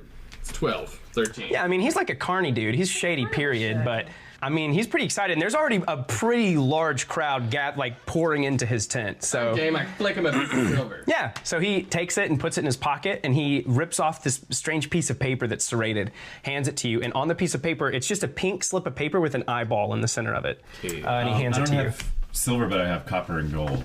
Yeah, well, like, he'll have change. I'm gonna roll my eyes and go in because my friends are going. It's gonna be fun. So yeah, as you all walk in, Have some this thing kind of starts to fill up. And you This is break the him most off, you're not excited I've going been I in have a a while. special mission I want to do. Okay, so you're buying something else. I also want to start making my way and see if I can find them. You would know where you left them off at because they were still basically there. Yeah. So would you like to go to the Beholder show? Yeah, I come running back. I see him. A silver piece. Oh, hey, they're in line. Yeah, they're in line. Come see the Yeah. beholder with us. And you see, a big orc in the back's like, "No cutting." Or I give him another silver. I've never been to the city or a fair before, really. So I just like walk up and I hand somebody the little piece of paper. And I'm like, "I'm here to see the beehole." The same man who sold you your tickets takes it from you. Seems like he's kind of running the whole show. He's dressed in. It's also the fighter and the beholder. He does have he has a really cheesy top hat on that has like pinstripes up it, and he has like a penguin-tailed tuxedo that's like also pinstriped. He has a cane that's like obviously fake gold and silver, and he's just taking your tickets, and as he does, he just like waves you in and tells you to take their seats. Tink tink, if you're gonna go, then you need to deduct a silver piece as well. So the crowd like slowly pours into this place, and they close the flaps to this tent as everyone's pouring in. Adelaide has gone to do something else, and as it closes, these lights, like magical lights, come up. You hear the same speech that he actually already gave you. Doagar the Magnificent, one of the only men in all of the realms. And as he says this, a man walks out and his hands are up. He's in really nice, worn, full plate mail, and he has an enormous long sword, and he's just waving, and the crowd kind of just goes crazy as he walks out, and these lights are changing. He bows as he comes out, and the ringmaster puts his hand on him and says, "One of the only men in all the realms, brave enough to face a creature of incredible danger and pure terror." And as he says this, 2 men carry this like huge iron crate out, and they set it down. And as they set this thing down, everyone just kind of goes quiet. And the ringleader walks over and he hits it and he says, "Inside this chest is one of the most terrifying creatures known to mankind. A beholder. Its intelligence, insatiable greed, incredible magic make it the most deadly foe in all the land. When we release it, fear not. Rimdar," and as he says Rimdar, a guy dressed in like really atrocious wizard garb, like from a Disney movie, walks out. With a fake beard, like, Yeah, like actually. I'm very powerful. You'll create a shield to keep you safe. And he like pulls a wand from his sleeve and you can see like lights coming from it. And as he does, you all see this blue light actually kind of shroud the arena that this guy's standing in. And then Doagar, the warrior, pulls the lid off and out of it comes a beholder. And it just like straight up into the air. And as soon as it does, you can see all of these rays of light just start shooting out immediately and its maw opens really largely. Doagar has this shield in front of him and it seems like he's already kind of getting his ass handed to him, like right off the bat as soon as this thing comes out. You see red, purple, blue, and black rays just hammering into this guy's shield.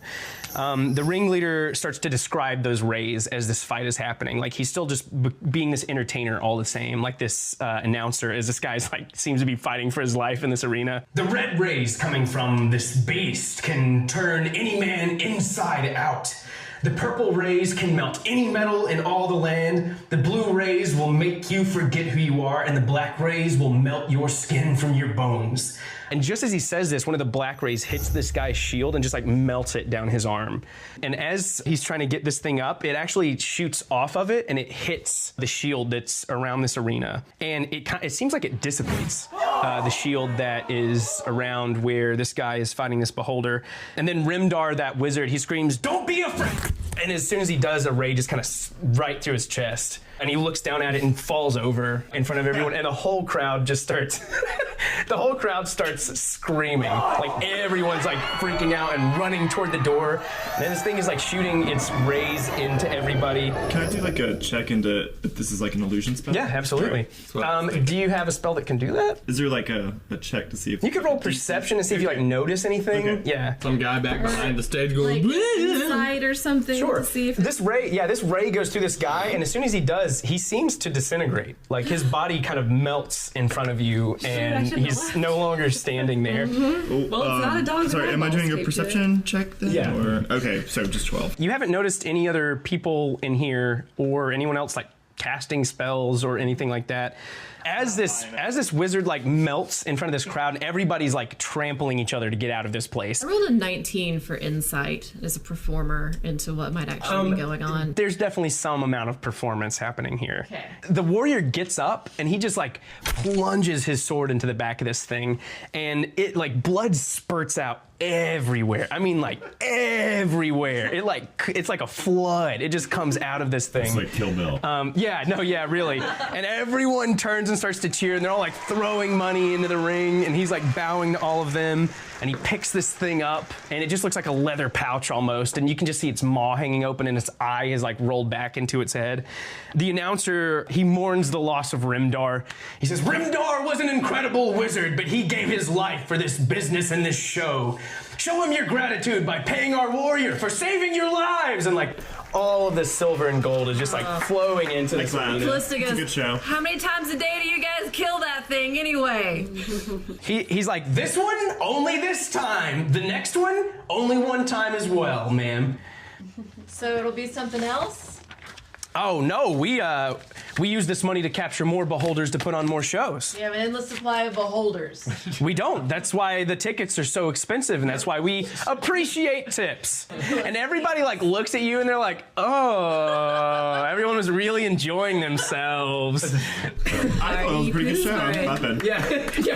Everyone's like, I'm sitting there like, Rimdar's dead, he's fucking dead! And Patches, actually, as this crowd begins to clear and Callista's kind of heckling these people, even though she's an entertainer and she's being real hateful, you notice that someone is actually frozen behind you. And that their hand is about halfway into your satchel. And they're completely like paralyzed with their hand halfway into it. They're not moving or blinking, and maybe not even breathing. What the fuck? What do they What does this person look like? His skin is weathered. He has scars across his chest. His clothes are ripped and mangy, but I mean, his hand is like obviously in your satchel, but he's not moving. Wonder if that has anything to do with my new dagger. Maybe. Oh. Or so he just looks like a normal halfling that's like withered, but just like he's Like frozen, petrified. paralyzed. A man walks toward you from out of this crowd. He wears many layers of colorful robes and silks despite this heat. He has a long white beard and he has long white hair to match it. He leans on an ornate metallic staff with both hands as he walks up to you. And as he does, he walks up behind the man who is sitting still and he reaches into the pouch that is at his side. You can hear the jingling of coins as he pulls it out of it. He just says, "You should be more careful, friend." Oh, thanks. Thank you. As you say thank you, Say thank you. you feel a sense. Say thank you. You feel a sense of excitement and gratitude and familiarity, and actually, all of you feel this. The lizard of sadness. And as he does, a small pseudo dragon crawls up out of his cloak, and he says, "We have much to talk about, friends. I have many thanks to give to you. My friend Gumble here says that you're the ones who found him and saved him. We do have a gumball now. The lizard of happiness. I am in your debt, and this is the least I can do. I'll have you at my private quarters if you'd give me audience." Of course. The satchel that you gave me, was it mine originally? No, he gave you the money from the guy who had his hand in okay. your, yeah. Say much no is more, it? fam. Sadly, 10 gold pieces. Gumball or Gumble? Gumball. I'm gonna call him Gumball. And the wizard thing, did you get it? We did not yet. Ah, friends, call me Isaac's Olor. Is Adelaide with us? Yeah. No. He tells you what district he lives in. He lives 2 districts above the ports, which you all know to be a really nice part of town. Let's go there. Yeah, I mean, it's becoming dark, and as it does, these festival lights, they are obviously magical, and they're just these orbs kind of hanging all the way around the city, almost like lantern lights. I have a stop I really need to make. Okay, yeah, no, absolutely. You guys don't have to go straight there. Oh, okay. That's why He's invited you over, you can go later. Okay. Yeah. We'd be happy to come see you later. You've saved my dear friend Gumble, and I cannot thank you enough. He means more to me than anything. I want to give his little jowl a tickle. Simply could not pass by while he was in distress. And that's why I'll have you at my house. I'll have a feast for you when you arrive, and as much as you can drink. Fuck thank you. yes. We should save more pseudo dragons, Exactly. guys. Oh, hey guys, how was the Beholder show? Lame. It's pretty good. Yeah. Yeah? What happened? Well, everybody's getting ripped off, but Yeah, that's what I Well, figued. none of these shows are real. Someone died, That's they what killed a upsets me about beholder. them. I liked it. I have something being made, but I'll have presents for you guys tomorrow to Cute. bond in our new friendship group. You're doing a I don't really think we good should job tell with this, people. Adelaide. I don't think we should tell people we're adventurers. I think we should tell them we're a friendship group. We just really support each other. We're just a friendship group, guys. So you go to the Kettle of Many Things. It is in a little bit of a seedier part of town, right off the ports. A lot of their business is the sailors coming in and the merchants coming in right off of the shores, and they don't stay even the night most of the time. As you walk in, you all immediately hear djembe drums playing. And just this silky, deep voice is kind of going out over all of it. And you can see 2 dancers up on the bar. You would recognize both of them. They both nod to you, but they are professionals. And Madame is very serious about her dancers, as you know. So they work through it and they don't come over immediately to say hello to you. But yeah, they acknowledge you. Yeah. Good job, ladies. Doing a good job. Is that is the drum? Is that Davian, or is it sort of? Do you know the way? Yeah, that's what he's singing. So I give Davian a big smile and a wave. Yeah, and he starts playing his drums a little harder, and he nods to you. I sort of dance my way over to Madame. She's working behind the bar, as she always does, pouring really stout drinks. A plump female half-orc with intricate, brightly colored clothing is pouring drinks behind this bar. She recognizes you and holds a finger up as she works. She doesn't say a word at first. She wears an incredible amount of makeup on her face, bright red lipstick, foundation that does not match her greenish brown skin. It's like a white porcelain. It's just a really strange look that she has. She dresses in furs even in the heat of this summer, and she just has an air of import about her. She wears a big boa around her neck, and a feather, kind of this huge feather, comes out of her head. She finishes serving up these drinks, and she's just like, "Callista, it's been so long." How's it going, Madame? And she pulls you in and she kisses the side of your face, and like you can feel her tusks up against you. And as she pulls away, there's just these enormous lip marks on you. With the there are tusk gaps on the kiss for sure. With it, and I say, Madame, you're looking lovely today, but you know how I feel about that color blush with your skin tone. I can't get over it, darling. It's a steal, especially with all these vendors. I gotta sell drinks. You know how it is. You do you, honey. It's working, whatever it is. Yeah, and she lights up a pipe of tobacco and she starts to smoke it as she sits. And at the end of the bar, you can hear a man who's like slurring his speech just a little bit, be like, "Another down here," and she's like, "Hold your jets, darling. I'm talking to someone. I'll be down there in a minute." Sounds like he's ready for a water. I've been giving him water all night. He's just an idiot. You're the best. You're the best. All right, I got 2 things for you this evening, Madame, and then I'll be back later for some more conversation. Anything for you. All right, first of all, honey, I got a new story. There's a new song. There's a dance. We're putting it together. And I pull out the 2 dragon scales. I need a costume. These'll make nice earrings. No. Titty covers. It's the bikini. You said they were big enough to cover my tiefling boobs last session. Cool. These are gonna make the girls look great. I'll make sure that get something nice made for you. Thank you. Silver accents on those, please. I've got the skirt already. I'm good to go. I'm gonna combine it with something You'll else. get the whole 9 yards. I don't know what that means, but people say it all the time. Yeah, it takes less than 9 yards of fabric to make a bikini top. But thank you. All right, second thing. What do you know about this whole black plume thing going on out there? I was out of town with my new friends and missed all of it. What's going on? Oh, doll. People are coming in from all over, not just for the festival. Actually, I heard that the festival is suffering because people are scared of the plume. Patches and I thought it looked a little light out there. It's been going for about 3 days, non-stop, just up into the sky. Huh. Has people drinking, though, because they're scared, and that's good for me and the girls. It's good for business, yep. Now remember, when we're talking about the girls, this costume is for me, not for them. I understand. Okay. She gets like some clear liquor and pours it into these ceramic cups and kind of pushes 5 of them toward all you. And she's like, Thank you. she's like, Friends of yours, I know you, darling. It's good to see you. Good to see you. You know Baby Patches. My He's hand here all the reaches up time. on- He's not a baby anymore. and she grabs his cheek and like pinches it. Hi, it's nice to meet you. I'm Adelaide. You ever thought about being a dancer? Once or twice, but I'm no good at dancing. I like that hair and that thing you got on your finger. That's neat. That is her Thanks. finger. Oh, ooh, It's really neat. darling, oh. They can repair that at the temple. Why you wearing that around? It's my style. I don't like to hide from my past. Most of the time.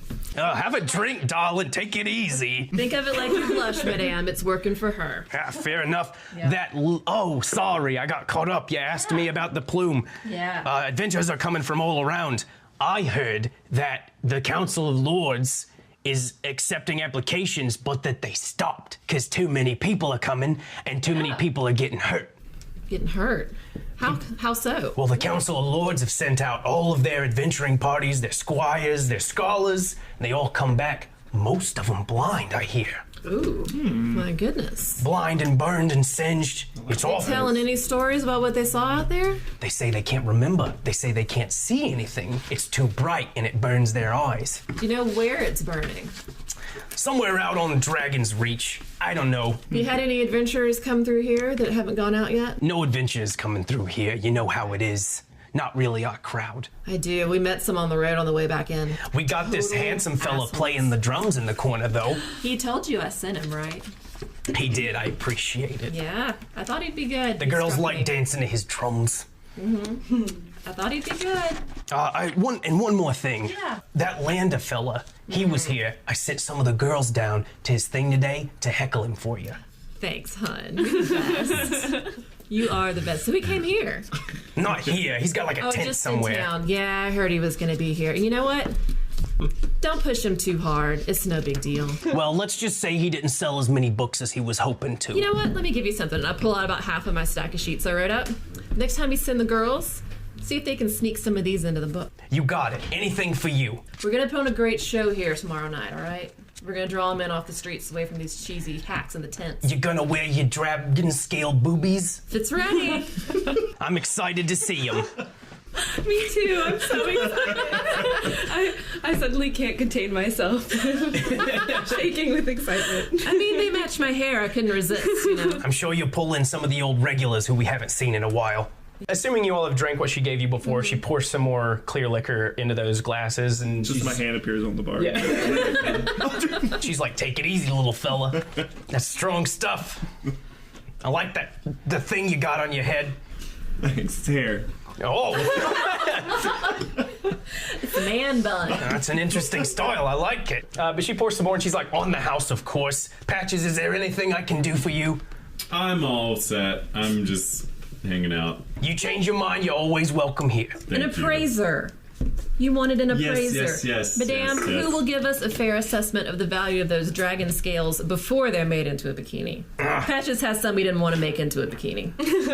Although he'd look great. I can take them for you and guarantee you the highest price. I would just like to know first. I'll ask about your scales if they're the same. Then. I trust you. They're from I'll the give you my same scale. animal. Yeah, well, I got hers to make the bikini, and so I'll just use those. Yeah. I appreciate it though. Fair enough. My throat's getting sore. I'm trying to have the longest conversation I can with you right now. As she's talking, she's like obviously excited, and she's kind of starting to sweat, and you can see that foundation starting to run, and there's just like a bunch of moles under all of that foundation she has. I mean, you can already see like the bumps from it and stuff. She's more orc than she is human, or yeah, there's a lot of orc in there. Well, these drinks ain't gonna serve themselves. They are not, darling. We will not keep you any longer. Thank you. We'll see you soon. Tell your handsome friend over there he can stay as long as he likes. Can I please use your room? I want to do this ritual spell. Oh, okay. Like, or will. And I'm going to go Can't talk wait to to try Davian it. while he's doing that. I want to actually involve him in the act. So I'd like a drummer to dance to along with the music. So I'm going to pass him my notes for my performance I want to do tomorrow. I told you I'd see you here at your show. I'll be there, and I'll make it good. Yeah, and he just kind of folds him up and tucks him into his Butt cheeks. Yeah, butt cheeks. He's naked now. He puts him in his satchel, and he just kind of goes back to playing the drums. And everyone at the bar is loving it, and the girls are like dancing to it really well. And he's just got like this really cool rhythm going. So he has agreed to help you out. What ritual are you wanting to do? Oh yeah, so I open up my spell book. I'm like feverishly excited about this, looking through, and then I do an hour-long ritual spell, and I do Find Familiar. Nice. Okay. Yeah, so you guys, like on top of all of the tobacco smoke and whatever else you're smelling in the air here, and all of the like just girls dancing and the sweat, and you smell like this really pleasant incense kind of coming down the stairs all of a sudden. And as soon as that kind of hits your nostrils, I am jauntily just like coming downstairs Naked. with a huge smile, and I have this amazing, like, beautiful, like, light brown and white owl on my shoulder. And anytime like it ever moves its wings a little bit, it's like this like desert heat shimmer where like the feathers would be kind of. Cool. It leaves like this little after. Where did you Hot get that desert owl owl. from? I conjured it. That's pretty From fucking where? cool. What? From where? It's my familiar. That's how the spell works. I name her Ori, and she's amazing. Also, watch this. And I'm like, fly around the room, and she flies around the room, and then my eyes go completely white. And I just am smiling. I'm like, well, Tink is dead, everybody. I think we found the cause of the blindness. It's these fucking owls. It's Tink. And then it flies back to my shoulder, and then my eyes come back, and I'm like, awesome. Explain what just happened. I can see through her eyes. I can hear through her ears. That's Okay. pretty cool. This is very exciting. so Arwel's a small gnome. How big is this owl on your shoulder? Probably, like, Like, is it proportional? Is it a small owl? it's not It's super breaking small. him. I would probably spell like. It's actually, yeah. I guess it'd be a little bit smaller because I want to be somewhat. Because you don't want it to be it's a Probably familiar. 6 inches. Okay, yeah. So it's like a it's a little owl. Almost like a little barn owl. But Aw, okay, yeah, and it just sits on your shoulder. Little beak. yeah, of course. So now Arwel has a familiar. Yay! Two. You guys have been drinking at the bar, like waiting on him, I'm imagining. I have this strange It's a girl. feeling when I see his owl of like familiarity. Familiar, I get it. Familiarity. I want to talk to you about your owl. Yeah. So it's a Fae creature? It feels is. like it's from the Fae. You know, my patron is from the Fae. I do. Yeah, I get all of my power from that. It's pretty awesome. Me and this It's- owl, I'm really excited to have her around Yeah, with us. hang out with her. Ori, go see her. I get to hold her. I'm just hyperventilating. I have been drinking a lot of these house drinks. What time of day is it? It's just hitting night now. Should we go visit our new friend for that? Yeah, the sun is set and it's kind of, the stars have come out. And the only thing that indicates that that smoke is still in the air is just the stars that are missing, like right up the middle above the dragon's reach. You do walk a ways. It's about a 15-minute walk up into this district that Isaacs lives in. It's exactly where he described it. He drew it for you. And as you walk up, it is this 2-story house. It looks a little strange, as most wizards' homes do. The bottom is a little bigger and it's taller than it is wide. It's a pretty advanced house. I mean, Ravens Bluff is a thriving city, but even for it, this house is still really nice. There is smoke just slowly coming up out of his chimney, and you can kind of smell that wood as you're coming up. We're looking for the wizard with the lizard. Hey, bitch!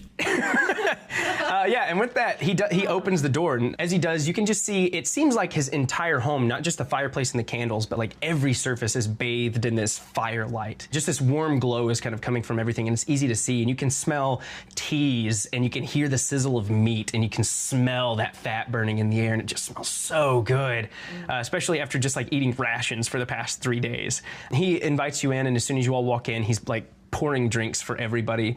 I have enough ale and wine and liquor to fill your stomachs and to warm your bones, but if you'd rather tea, you can join me for a pot. I have a kettle boiling. Put me down for tea. I don't partake in that devil juice. I love devil juice. Me also. So much. He gives you 2 devil Me juices. too. So he pours everyone devil juice except Guy. I gotta sing on my whip. He pours you this tea, and the tea actually like clears your head. Like even as you're smelling it, it just like I'm high as a motherfucker. it's THT. Help yourselves to the food. And he sits down in a chair. He has other chairs around the fireplace. He has a really nice sitting area with furs and rugs and leather seats. He has interesting books all over his home. And everything is kind of burning. He has interesting beakers full of strange, beautiful liquids. He has a lot of plants that are just in all of these pots. All of them look really different, and they're in different lighting, most of them, growing in what looks like different atmospheres. There are stairs that lead upstairs, but he hasn't invited you into that part of his home. But he asks you all, please, have a seat. I'd like to hear about how you saved my friend Gumble here, and who had him more specifically. Callista, you have a great story to tell about this, don't you? I certainly do. And I actually play for him the verse that I've written about our travel through the woods and finding the 3 hoodlums out there. Yeah, and I can actually just play it. He's like, thank you, but I hate music. Get out. Get the fuck out of my house. And I've incorporated it into it. The piece that I played as I walked into the clearing under the influence of the emotions of the pseudo-dragon, so you can kind of hear that in it. Okay, yeah, it's a little somber, and it's a little melancholy.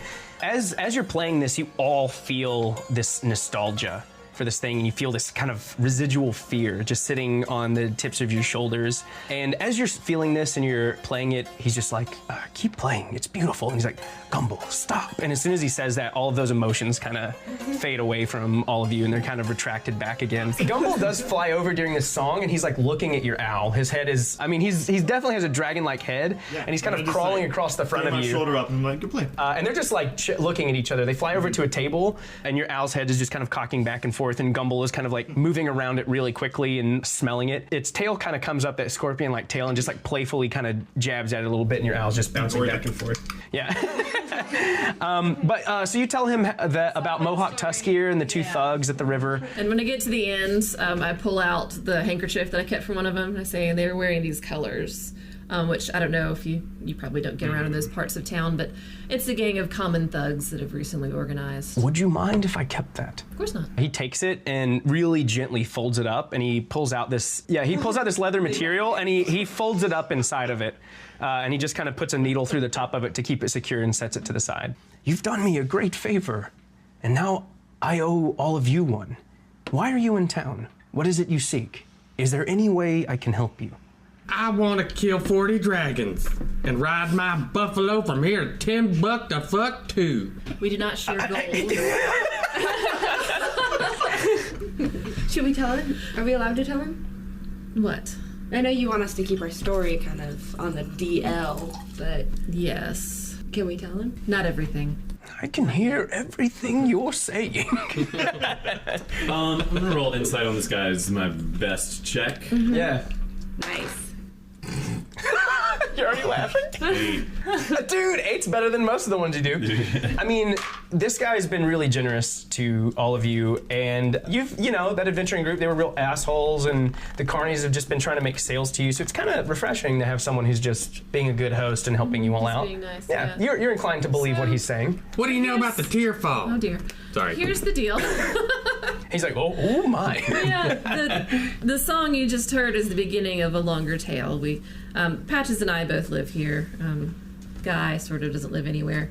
Yeah. These Nature two are is from my Thingus home. Spark Spring. We came together to go An help excellent out school. Thank you. Oh, you go there as well. I do. It's well respected He's and a well known. professor. I'm just a student. And yeah, he lifts his tea up and he's like, I'll drink to that. I'll take my demon juice. Okay. Yeah, you drink your demon juice. I thought it was devil juice. It's whatever. As long as it's evil. It's all kinds of nice smells. Yeah. Sorry to interrupt. We may talk more on this later. Continue. Right. We were on our way to help out. Oh, dang it. I'm forgetting the name of the other school. Kaggerts. We were on the way to help with a problem at Kaggert's, which. A troubled school, he just kind of says to himself. Well, and we took care of things there. They seem to be doing really well, actually. I was impressed with them. Several other things happened that I'm not done writing yet, so I'm reluctant to share the details before I can give the true story. I'll be happy to share it with you at some point. I'm just not quite ready yet. Suffice it to say, we fought something larger than we thought we could and succeeded. And now we've come back home, basically, after that, to find this smoke rising off in the distance. And a lot of really, I had a really feeling you'd ask me about the unhappy plume. people being mean to us on the way into town that are here to supposedly take care of it. Worry not, friend. I understand that a bard's story isn't unlike a weapon. An important thing to have and to hold secret. Thank you. I don't believe you were with your friends earlier. I was not. I was on a very special friend mission. These are my new friends. That does sound like a special mission indeed. Get out of my house. It's Adelaide, it's all special. Well, a pleasure to meet you, young lady. My name is Isaacs. Nice to meet you. Yeah, and he reaches out, and as he does, he flips your hand over, and he sees that amethyst finger, and he's like, an interesting group. I had a feeling you'd ask me about the plume. The Council of Lords is having a fit. It's hurting the profits of the town, and they're afraid it's a threat. They've called for all adventurers, but they've canceled all invitations, all audiences with them. We've heard that people are being hurt. Some are blinded. Yes, knights have gone out, squires, scholars. Any magicians? They asked me to go. I'm getting old in age. My adventuring days are long past me. They've all come back hurt. Some blind, burned. Saying the light was too much for them. They couldn't even witness what was before them. The Council of Lords just kept sending out men and women and anyone who would go. They called for adventurers from all over. Dared anyone to come who would bear witness and report back to them. But so far, everyone who's gone out has either died or come back scarred, mentally or physically. Sometimes both. Ever read of anything like this happening? Never in Anywhere else? all my long years. Now, as I said, I don't know much about the plume, and the Trial of Lords is the only way to become a representative for the Council. They're no longer accepting applications for it due to the influx of adventurers coming through. But what would you all say to me becoming your patron? Getting you in? I just happen to be an advisor with the Council. It's the least I could do for what you did for down. Gumble. Yeah. It sounds like a job for people that have a different way of doing things than brute force, and I think that is our way. Because we're very weak. Those people, those...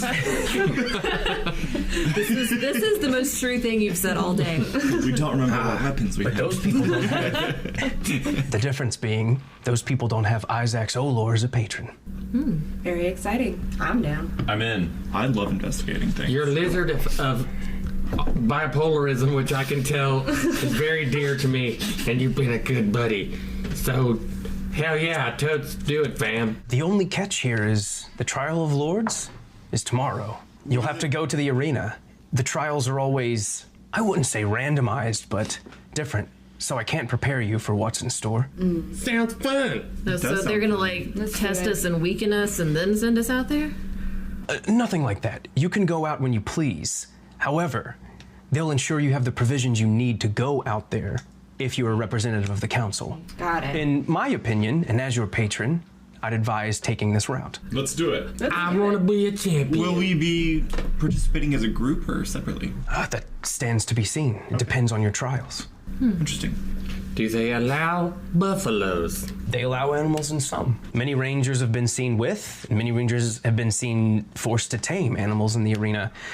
It's also important, I imagine, to let you know it is a spectator sport, especially with the Midsummer Festival and trying to make their profits back for the people not coming into town. You'll be used as entertainment, but I promise you it is legitimate all the same. I'm not unused to that. Perfect then. How do the rest Care of you about feel? people that much. So Yeah, we'll same. be fine.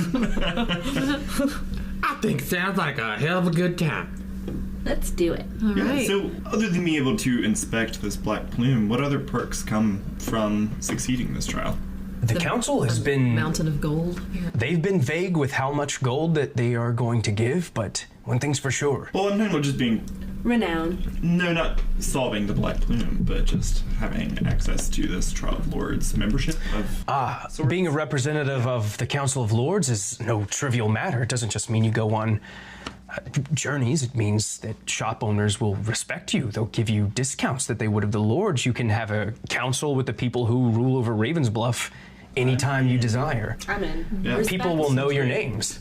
Thank you so much for People may know something. offering your patronage. Yeah, and at that he lifts his hand up and Gumball flies over and like wraps around it. Just this purr, almost like a cat, kind of comes out of him. And you all feel this sense of contentment as he does. He just says, after you helped Gumball, it's the least I can do.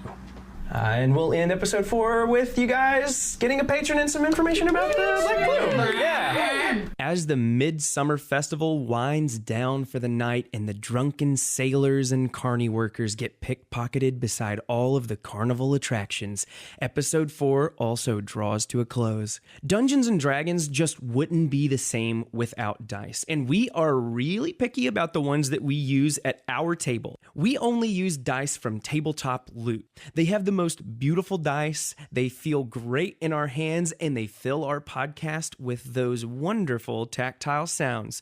Do yourself a favor and grab a pair of dice from them, or 4, and enter the code HITDICEPOD in their store to get 15% off. HitDicePod is lowercase and all one word. Thank you so much for joining us. Our listeners mean the world to us, and we love continuing the conversation with you on Twitter. You can reach us at HitDicePod. If you're enjoying the show, don't forget to recommend us to your friends and to take 5 seconds to leave a review. We love hearing your feedback, and those reviews really do go a long way for us.